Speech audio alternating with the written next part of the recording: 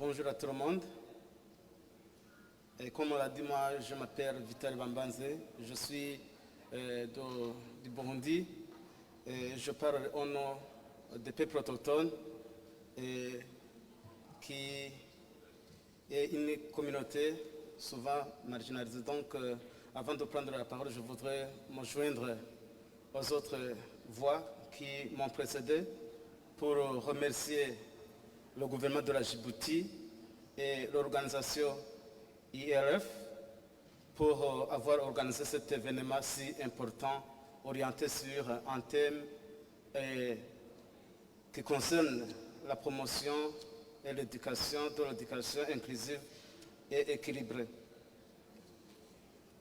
Il nous a été sollicité de parler sur la question de comprendre notre diversité partagée pour forger un avenir collectif. Et là, je comprends aisément qu'on ne peut pas parler d'éducation sans parler de la diversité culturelle qui est le sens du fondement de la diversité humaine sur la planète. Parlant de la diversité culturelle des peuples autochtones, on peut dire que les peuples autochtones s'évaluent entre 370 et 500 millions de peuples autochtones qui représentent plus de la moitié de la diversité culturelle et ils parlent à peu près 7000 langues vivantes sur la planète Terre. Cependant, malgré cette diversité, on constate malheureusement que les peuples autochtones dans leur pays vivent la marginalisation, la discrimination, l'exclusion, souvent dans plusieurs domaines de la vie nationale, que ce soit au niveau économique, social, politique et culturel. Et cela est valable au niveau de l'Afrique, Europe, Asie, Amérique latine et du Nord, Océanie, malgré l'adhésion de ces États aux instruments internationaux, régionaux et nationaux de protection des droits des peuples en général et ceux des peuples autochtones en particulier. On peut noter que beaucoup d'États ont voté pour la Déclaration des Nations Unies sur les droits des peuples autochtones et d'autres se sont alliés aux États qui ont ratifié la Convention 169 de la BIT sur les peuples tribaux et forestiers. Cela étant, nous, les peuples autochtones, nous considérons que la diversité culturelle constitue la réponse appropriée à l'aspiration des peuples à se développer dans un environnement où toutes les cultures peuvent s'épanouir. Un véritable dialogue des cultures contribue justement à la richesse de l'humanité selon la conception et l'appréhension des peuples autochtones. Pour nous, en tant que peuples qui vivent avec l'environnement, surtout la diversité forestière et des ressources naturelles, nous considérons que la diversité culturelle est un levier du développement, dans ce sens-là que la diversité culturelle donne à notre vie sa richesse, sa couleur et son dynamisme. C'est une ouverture cognitive et intellectuelle et un moteur de développement social et de la croissance économique.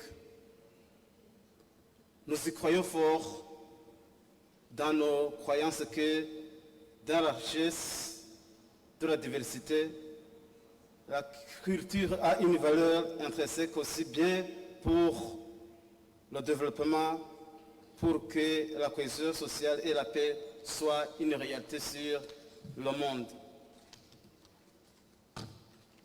Nous, les peuples autochtones du monde,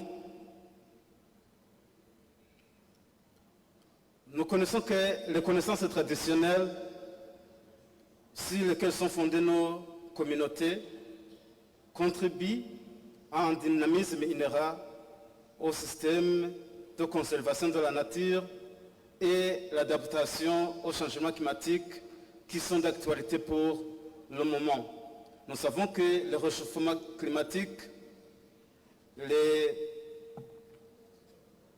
impacts de ce changement climatique ne laissent aucun peuple indifférent quand il s'agit de la destruction de l'environnement avec un impact sur les vies humaines.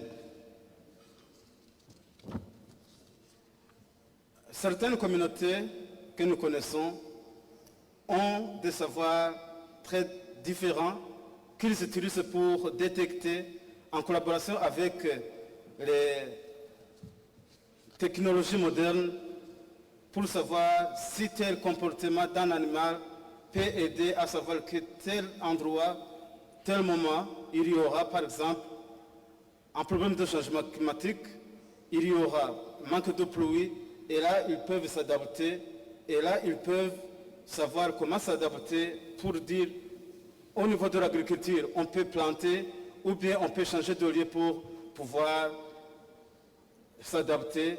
Et là souvent ce sont des termes négatifs qui sont collés à nos communautés pour dire que nous sommes des marginaux, que nous sommes des nomades, ainsi que nous n'avons pas de stabilité, non seulement politique, mais aussi économique. Nous pensons que l'interculturalité contribue dans une création d'un monde meilleur pour un avenir de tous sur Terre. Ainsi, le respect de la diversité des cultures, la tolérance, le dialogue et la coopération dans un climat de confiance et la compréhension mutuelle sont un des gages de la paix et la sécurité internationale. On ne peut pas dire qu'il y a une culture qui est supérieure à une autre. Le respect entre les peuples constitue une création d'un climat de confiance pour des générations futures afin d'atteindre une éducation équilibrée et inclusive qui fait objet de ce forum aujourd'hui. Le processus de mondialisation, facilité par l'évolution rapide de nouvelles technologies, de l'information, de la communication bien équilibrée, constitue un défi justement. Mais nous pensons que la diversité culturelle crée les conditions d'un dialogue renouvelé entre les cultures et les civilisations. Voilà pourquoi nous pouvons parler des objectifs du développement durable pour lesquels tous nous aspirons pour avoir un développement inclusif, et je vous remercie.